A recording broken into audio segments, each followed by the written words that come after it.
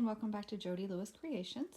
I told you guys, I've said a couple times that fairy was going to be my next theme I was going to work with. I'm in the middle of the waterfall journal, but it is beautiful. Sorry, I'm holding the phone, so I apologize. These are the colors. This is the Fairy Wings by Graphic 45 that I'm going to be using. And so what I've done is I've gone through my sprays, my stains. Some of these I've never used. I don't know how they're going to behave. I really don't know how to use them. So I'm going to go outside and I'm just going to take some paper and I'm just going to go play. And as I play, if I learn something or whatever, I will pop back on and say, hey, this is what I've learned. And I'm going to take my stencils and I'm really just going to play and kind of get messy and see what I can come up with. So what I will do when I come back, like I said, even if I learn something and want to share it, or just to show you what I end up with, this is strictly for play, just to get messy and see what happens. So I'll be back in just a little bit. So I'm outside and it's super bright, and excuse the traffic noise, we live on a busy road. I just wanted to share with you, I have my craft paper that you guys have seen in other videos where I just stamp off, paint, wipe my brushes, whatever. I don't know, we'll use it as something, maybe in an art journal or something. I have just some plain white envelopes. I have this really cool paper. It's got great texture. I picked up at the retreat. She says it coffee dyes well. I have not done that yet. Just some graph paper, just Walmart graph paper. I know when I get this wet, that ink is gonna bleed. So I did that on purpose for the blue. I'm gonna do a few sheets, let the blue bleed, and then spray over it with some of the micas and see what happens. I have just some, this is 24-pound copy paper. I can always back it or stabilize it or something, something heavier. This is just a dot grid notebook. I don't know if I'll pull any pages out of that or not. We'll see. And my music paper that I have used previously to clean my stencils off with. So it gives me kind of a cool place to pull from. So this is mostly going to be for cleaning off the stencils and just creating some pieces to work with. I brought my entire bin of stencils with me because I don't know what I want to play with. I'm on the south side of the house, so the sun is nice and toasty. And again, I just have a variety of sprays. I've got some Heidi Swapp sprays. I've got some Tattered Angels. I have some Distress Oxide. What else? There's something else. The Dylusions ink sprays. So just a variety of mediums and brands that I'm going to play with and test and see how they're going to work. So I just wanted to give you the update, let you know what materials I brought out to play with, and now I'm going to play. As a reminder, when you're using your sprays, make sure you wipe your nozzles, especially with your mica sprays. Oh, I just dropped a lid under the steps. Anyway, you don't want the mica to get stuck in your nozzle and clog it, so just make sure you wipe that off, so that way your sprayer should be ready for the next time that you go to use it. So this is a completely new to me product, the Distress Stain, and it's got the dauber on top. So I did try to do it through a stencil, and my stencil was clearly not clean. So actually it was a benefit because it really saturated through the stencil. But this is fun. So I just took it with the dauber and I just go smack, and look what happens. I get really cool splatter effects. So that's pretty fun. So yeah, that's a new to me product. It came in my Ranger mystery box, and I had not ever played with one, and I got 4 colors of this. I got Barn Door, Tumbled Glass, one of the browns, I think it was Vintage Photo, and what is this one? Faded Jeans. So I'm going to mix the two and see what I can come up with for splatters with the 2 blues. That might be kind of cool to play with. So Faded Jeans completely overpowers the Tumbled Glass, but I love the effect. Love it, love it, love it. However, note how far the splatters travel. Okay, so I don't recommend doing this on a work surface where you don't want other things. I think it's just like when I splatter with my paintbrush and I get it everywhere. This is going to have the same impact on your work surfaces. So probably best to do this in your spray box as well. Like I said, I'm outside, so I don't really care that much. I'm just playing, but definitely I need to make myself a note not to splatter in the house or not to because it goes, which is really, it's really fun. It's just a lot of fun, but quite messy. So with this one, I really made a mess, but I hope that you can see that. I'm having a hard time seeing my phone because of the glare, but you can see all that iridescence. It's gonna be fantastically beautiful when it's done. And I sprayed water on this, which I hadn't done. So I'll tell you, this color is the deep plum of the Tattered Angels Glimmer Mist, and the sprayer was clogged. So I was trying to get it unclogged. It's literally all the way up my arm and on my other arm, and even in places that I'm sure I haven't found yet because it went everywhere. But what I did was I took the sprayer out and then sprayed, and rather than it come out the nozzle, it shot out the tube. So I ended up with like massive globs on here, and I was like, oh my gosh. So I just sprayed it with water and kind of moved it around and tried to move it a lot, and it's pretty saturated. But you know, this is why I keep saying when I work with these sprays to make sure you clean your nozzles, because they do get clogged. These Tattered Angels were on the yard sale table at the retreat that I got 6 in a bag, and I knew I loved this product, I just have never bought them. So anyway, it's just fun to sit and play with them, but I wanted to show you that cool shimmer. Isn't that gonna be perfect for the fairy journal? Like, I'm really excited. I hope this purple isn't too purple, but I mean, what's too purple, right? I mean, you guys know I love purple. So I'm gonna let that dry, and then, I mean, I even got it on those too, so I don't even know what color those are gonna end up being. And I was not thinking, I have Mod Podge glue on this mat, so by getting the papers wet, it reactivated the glue. So this one tore, but it's okay, because I'm really just doing these to make like backings for tags and stuff. So be mindful of your surface, what you're working on, because once you add water, again, water products reactivate when you get them wet. So now this one's fun with the envelope shape. I don't know what I'm gonna do with it. I'm gonna figure that out and see what I can come up with, because it was an accident, but it's kind of fun. Okay, so I'm still at it out here and had a really happy accident with the purple. So hopefully this will, I know I'm shadowed and I apologize, I am working outside. So this was the paper, this was the paper that I initially sprayed the envelope on, and see, it's super saturated. Well, I got it really wet with water. So then I was like, oh, it's too wet. So then I mopped it up with this piece, and I was like, oh, it's still really wet. So I mopped it up with this piece, and I have 3 different shades of purple, and they're all beautiful, and the shimmer transferred. So I have done it with a gold and a coral, and so I thought, why not do it with some pink? Now I am doing this one-handed, so I apologize if I am shaky. I'm trying not to make you sick. I do understand motion sickness, you guys know that. And my back is to the sun on purpose because I don't need my face in the sun. I don't have sunscreen on. Yes, you can scold me. All right, so this is the Heidi Swapp Primrose. And so I am just gonna really saturate this with the pink. And these poor little graph papers, I just keep getting overspray on them. I've done a few. Okay, so I'm talking, this almost looks bubblegum pink, but that's a good thing. We want it super saturated. I'm gonna spray it again. All right, so now bear with me, okay? I'm gonna set the phone here. I do need both hands, and I'm sorry, you guys are kind of gonna be blurred for a second. I don't have my holder, so please don't scold me because you can't see what I'm doing. I'm spraying another sheet of paper with water, okay? So now I've gotten that piece of water super wet, and look how this pink has pooled, right? The pink has pooled really, really cool.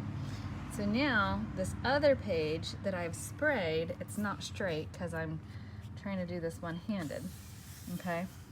I'm squishing that down, okay? And then I'm gonna pull it up, and again, I really need both hands, and I know I'm shadowing. All right, so now we have a transfer, okay?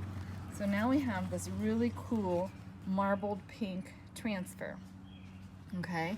And then I'm gonna do it again, set that over there to dry, all right? Hopefully, I know it's shadowed, I'm so sorry. Set that over there to dry. And so I still have this, right?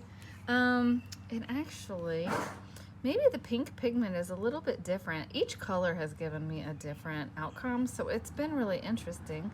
I'm having a lot of fun with it, but honestly on this one, I think I'm just gonna let it dry, and I may just spritz it again just to give it some dimension here.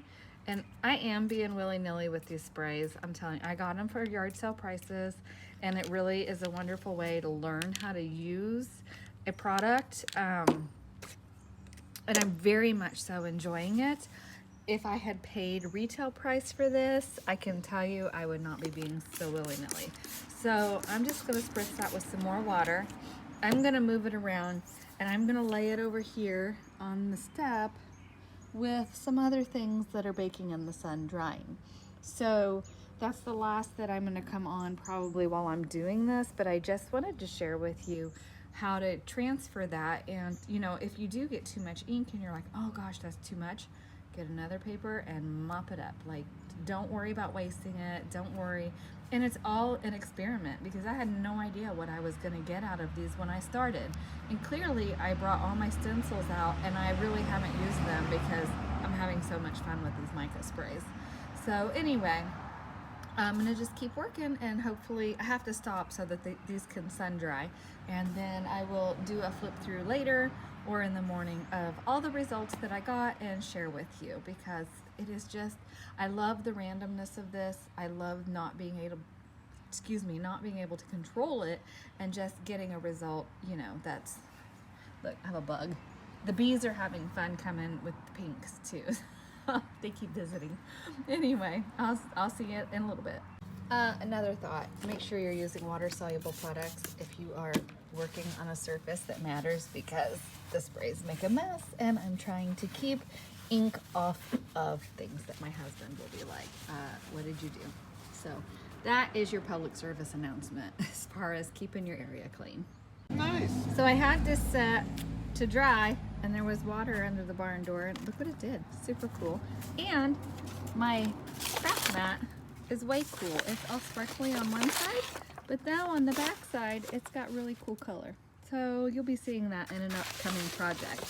So I'm gonna wait till later when I'm not in the daylight and show you these. The colors changed as they dried, and they're super cool, but I'm really happy with this outcome, and it was fun to experiment with new products. So I'll do a flip through, and then that'll be the end of this video. Okay, so it's the next morning, and everything is dry, and I just wanted to show you. This is when I was kind of playing with the stencil, and kind of cleaned it off on the music page. And I gave up on the stencils pretty quickly, as you guys know. Like, this one's really pretty. I think that's gonna make a cool tag base. But anyway, I gave up on that pretty quickly because I was having so much fun with the sprays. I was like, well, why bother? So this was just a mop up. I was spraying the craft paper and just mopping up excess spray, so that was fun.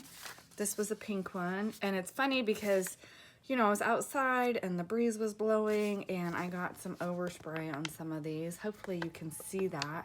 It's kind of cloudy this morning, so sorry if it's hard to see. I really love the colors in this one, like very earthy and just really pretty. So, well, I love them all. I mean, well, most of them. There's a couple that I'm like, well, maybe not, but how fun is that? I think this is gonna go perfectly with this paper pad. You know, I just think the colors are just absolutely perfect with it. So I'm really excited about it. I got to get this waterfall journal done so I can play with this one. But look at that. Isn't that going to be really pretty together? In my opinion. I mean, that's just my opinion. Okay. And I have to gather trims and laces, and I haven't dyed anything. I was going to dye some stuff. Like that one came out really pretty as well. The colors, again, may be skewed with the false lighting in here versus the natural lighting outside. And I am setting these aside on purpose because those are ones that I did the smoosh method on. So this one is not as vibrant as I had thought it would be. So initially I did tumble glass and sponge sugar oxide sprays, and then I was like, wow, that's really washed out looking. So then I went over it with some of the ink sprays and the mica sprays, and it's really pretty. It's subtle, but it's not as vibrant as I had anticipated, but it's still a great result. So this is the one I told my husband. I was laughing because he comes over when I was filming that last segment. This is one of the ones that were laying on the ground drying. And under the barn door, there was some water on the weather strip, you know, under the door. And this the wind blew it up, so that water seeped in, and I said, oh, that's a really cool effect. I need to figure out how to do that on purpose, because I like that. So I'm actually going to set this one aside for inspiration and see if I can replicate this, because I love this effect. Anyway, oh, this is funny. Yes, I took a shower even and scrubbed my hair. Really good. When we were at the retreat, I was talking to one of the nice ladies who does a lot of art, and we were laughing about glue and inks and stuff, and she was like, you know, sometimes you just have to wash your hair to get it off. I said, I know, I noticed that too. Like, washing your hair gets, you know, the products, the art products off of your fingers, but not this mica spray.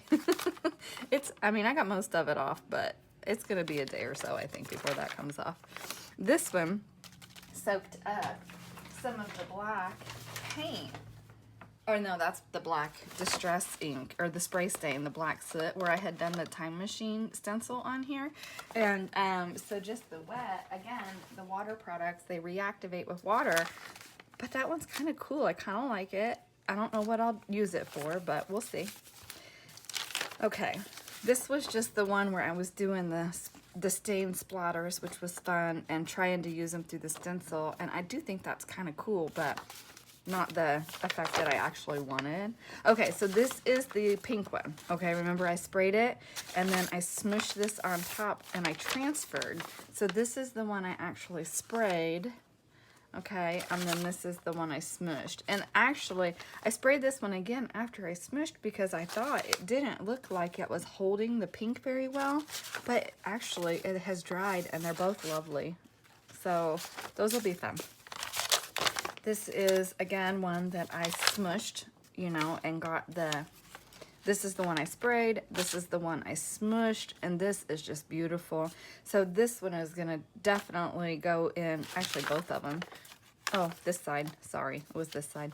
That's just the other side, which is cool. Anyway, I'm going to put these in the stuff for the mermaid journal that I'm saving for. And this is the one that I ripped, but that's okay, because I'll still use it. So spraying just this graph paper and letting that ink run was really kind of a cool effect.